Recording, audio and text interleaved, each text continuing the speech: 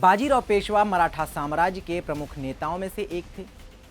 उनका कार्यकाल 1720 से 1740 तक रहा। वे मराठा साम्राज्य को और भी मजबूत बनाने के लिए संघर्षरत राजनीतिक नेता और हिंदू योद्धा थे। उनकी काबिलियत उनके पिताजी बालाजी विश्वनाथ और शिवाजी महाराज की शिक्षाओं का परिणाम था। उन्होंने सैन्य और राजनीतिक दक्षता के साथ अपने परिवार के गर्व को आगे बढ़ाया। बाजीराव पेशवा की एक अहम योजना थी कि वे दक्षिण भारत को मराठा साम्राज्य की शासन क्रम में शामिल करें। उन्होंने साम्राज्य की सीमाओं को विस्तारित किया और मराठा सत्ता को दक्षिण भारत के अनेक हिस्सों तक फैलाया। उनकी योजनाओं ने मराठा साम्राज्य को एक बड़े और शक्तिशाली शासन के रूप में स्थापित किया। हालांकि बाजीराव पेशवा का अंतिम वर्ष कठिन रहा।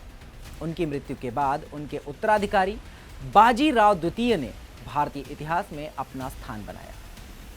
नमस्कार, मैं शिवम पांडे और आप देख रहे हैं सुदर्शन इतिहास।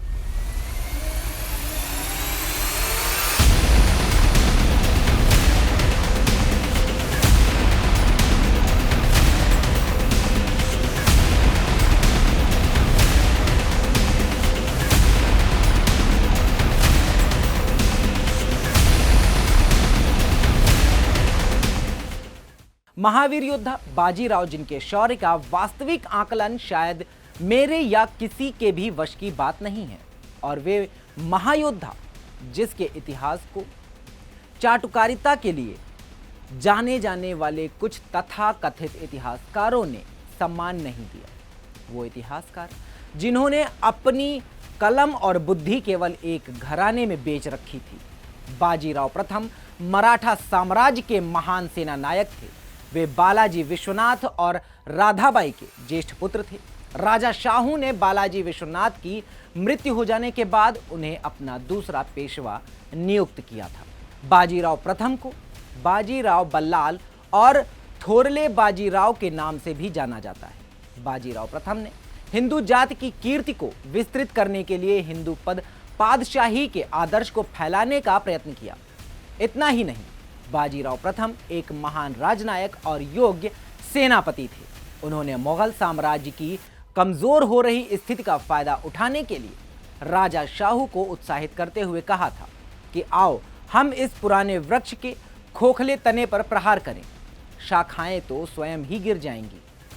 हमारे प्रयत्नों से हिंदुत्व की पताका कृष्णा नदी से अटक तक फहराने लगेगी। इसका उत्तर देते हुए शाहू ने कहा कि निश्चित रूप से ही आप इसे हिमालय के पार गाड़ देंगे। निसंदेह आप योग्य पिता के योग्य पुत्र हैं।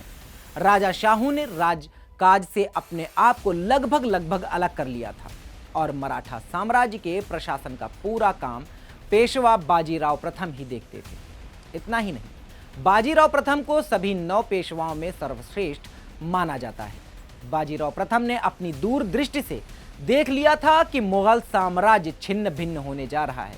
इसलिए उन्होंने महाराष्ट्र क्षेत्र के बाहर के हिंदू राजाओं की सहायता से मुगल साम्राज्य के स्थान पर हिंदू पादशाही स्थापित करने की योजना बनाई थी। इसी उद्देश्य से उन्होंने मराठा सेनाओं को उत्तर भारत भेजा, जिससे मुगल साम्राज्य की जड़ पर अंतिम प्रहार किया जा सके। उन्होंने 1723 में मालवा पर आक्रमण किया और 1724 में स्थानीय हिंदुओं की सहायता से गुजरात जीत लिया। बाजीराव प्रथम एक योग्य सैनिक ही नहीं बल्कि विवेक राजनीतिज्ञ भी थे। उन्होंने अनुभव किया कि मुगल साम्राज्य का अंत निकट है और हिंदू नायकों की सहानुभूति प्राप्त कर इस परिस्थिति का मराठों की शक्ति बढ़ाने में अच्छी तरह से उपयोग किया जा सकता है। साहसी और कल्पनाशील होने के कारण उन्होंने निश्चित रूप से मराठा साम्राज्यवाद की नीति बनाई, जिसे प्रथम पेशवा ने आरंभ किया था। उन्होंने शाही शक्ति के केंद्र पर आघात करने के उद्देश्य से नर्मदा के पार फैलाव की नीति का श्री गणेश किया। अतः उन्होंने अपने स्वामी शाहू से प्रस्ताव किया, हमें मुरझाते हुए वृक्ष के धड़ पर चोट करनी चाहिए, शाखाएं अपने आप ही गिर जाएंगी। इस प्रकार मराठाओं का झंडा कृष्णा से सिंधु तक फहराना चाहिए। बाजीराव के बहुत से साथियों ने उनकी इस नीति का समर्थन नहीं किया। उन्होंने समझाया कि उत्तर में विजय आरंभ करने के लिए पहले दक्षिण में मराठा शक्ति को दृढ़ करना उचित है, लेकिन उन्होंने वाक शक्ति और उत्साह से अपने स्वामी को उत्तरी विस्तार की अपनी योग्यता की स्वीकृति के लिए राजी कर लिया। हिंदू नायकों को एक साथ एक स्थान पर लाने के लिए और उनका समर्थन पाने के लिए बाजीराव ने हिंदू पद पातशाही आदर्श का प्रचार किया।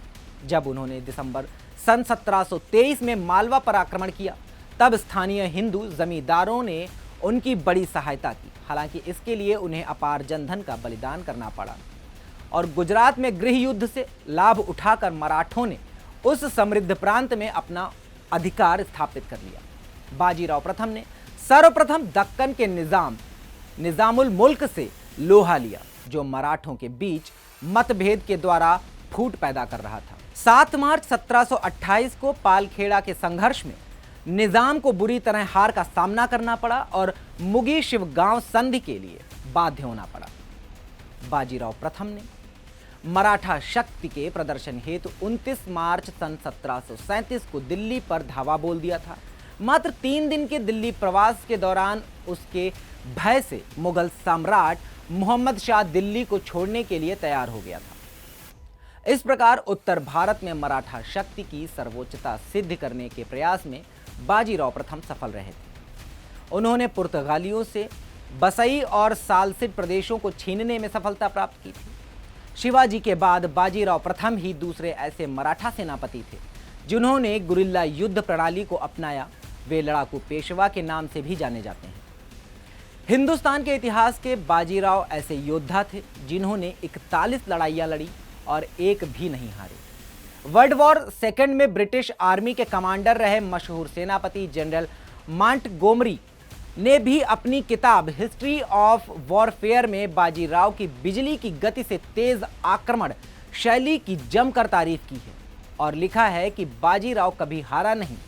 आज वो किताब ब्रिटेन में डिफेंस स्टडीज के लिए कोर्स में पढ़ाई जाती है। बाद में यही आक्रमण शैली सेकेंड वर्ल्ड वॉर में अपनाई गई है।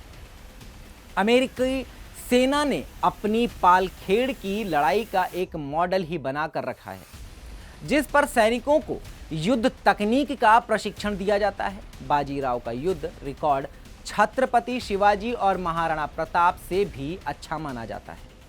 नर्मदा पार कर सेना ले जाने वाले और 400 वर्ष की यवनी सत्ता को दिल्ली में जाकर ललकारने वाले बाजीराव पहले मराठा थे।